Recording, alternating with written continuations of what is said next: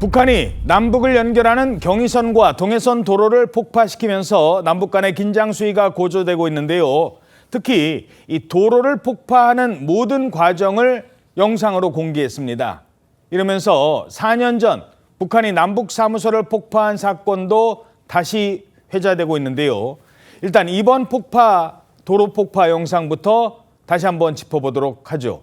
자, 폭파가 시작되기 전부터 뭔가 그 주변이 막 분주하게 움직이고 상황이 심각했다고요? 네, 도로가 폭파되는 영상이 어제 공개되자마자 저희도 전해드렸는데 그 전후로 좀 더 자세하게 이제 좀 살펴보겠습니다.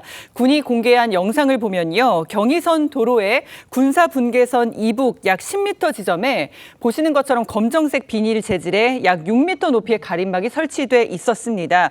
그 뒤로 촬영하는 것으로 추정되는 이 갈색 옷을 입은 북한 군들의 모습도 포착이 됐었는데요. 방금 보셨던 것처럼 정오쯤에 가림막 뒤 곳곳에서 폭발이 일어나기 시작합니다. 지금 오른쪽에 보시면 안녕히 가십시오. 여기서부터는 개성시입니다. 이렇게 파란색 표지판이 보이는데요. 예. 이 뒤편으로 폭약이 터지고 흙먼지가 솟구쳐 올랐습니다. 북한군은 지난 9일부터 삽과 곡괭이로 도로를 파낸 뒤에 구덩이마다 TNT 폭약 수십 킬로그램씩 묻은 것으로 알려집니다. 북한이 이렇게 굳이 폭탄을 설치해서 이 폭파한 건 시각적으로 남북 단절의 극적 효과를 노린 것이다. 이런 분석이 나오고 있습니다. 자, 폭파 전부터 이 뭔가 움직임이 있었다는 건데요. 왜 이렇게 분주했을까? 알고 봤더니요. 김정은 위원장이 현장에 직접 다녀갔다. 이런 분석이 있어요. KBS 보도에 따르면 정부 고위 관계자는 이 폭파 전 우리 측 감시 자산에 검정색 렉서스 차량이 등장했다면서 이 차량에서 김정은이 내려서 폭파 준비 상태 등을 살펴본 것으로 식별됐다고 전하고 있습니다. 사실 김정은은 지난 7월에도 북한의 홍수 피해 현장을 검정색 렉서스 차량을 타고 찾은 바가 있는데 그때와 같은 차량이 다시 등장한 상황입니다. 북한군이 오전 일찍 분주히 움직인 것도 이런 이유로 분석되고 역시 보여주기 일환으로 풀이되는데 현재 합참이 사실 여부를 분석 중입니다. 남북을 잇는 도로는 이렇게 잘렸습니다. 그 영상도 공개했습니다. 비슷한 기억이 있으실 겁니다. 4년 전에는 남북 공동연락사무소가 순식간에 폭파가 됐습니다. 그날과 너무나 비슷한 상황이라는 분석이 나오고 있습니다. 개성공업지구에 있던 북남 공동연락사무소를 완전 파괴시키는 조치를 실행했습니다. 16일 14시 50분 요란한 폭음과 함께 북남 공동연락사무소가 비참하게 파괴됐습니다.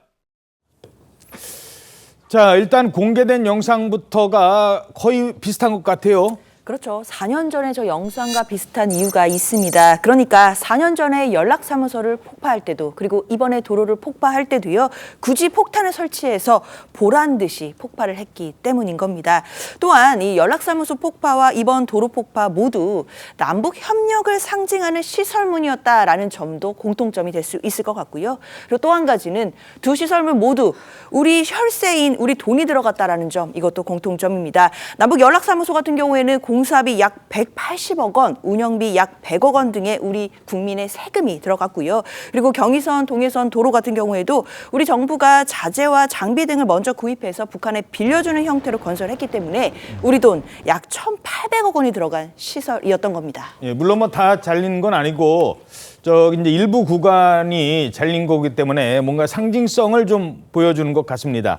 당시와 조금 다른 점도 있다고요? 그래서 다른 점이 뭐냐면 4년 전 남북 사무소를 폭발할 때 있었습니까? 그때는 북한 조선중앙통신 같은 경우는 당일날 보도를 했고 그다음에 노동신문이 2일날 보도를 했는데 이번엔 달랐습니다. 북한이 매체들이 이틀째 침묵하고 있다는 거예요. 보도를 알리질 하고 있지 않아요? 않습니다. 보도하고 있지 않습니다. 아마 일각에서는 문제는 뭐냐면 남북 유능로 단절이 아마 선대 지도자들의 유운이 통일이거지 않습니까?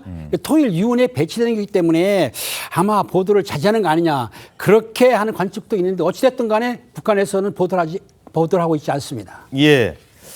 자, 4년 전에 이 수백억이 들어간 남북 사무소를 폭파했고 이번에는 무려 1,800억 일부 구간입니다만 역시 도로를 잘라낸 상황입니다. 통일부는 법적 대응 방침을 검토하고 있습니다. 북한 요청에 의해 총 1억 3,290만 달러에 달하는 차관 방식의 자재 장비 제공을 통해 건설된 것이며 동차관에 대한 상환 의무가 여전히 북한에 있다는 점을 다시 한번 확인합니다.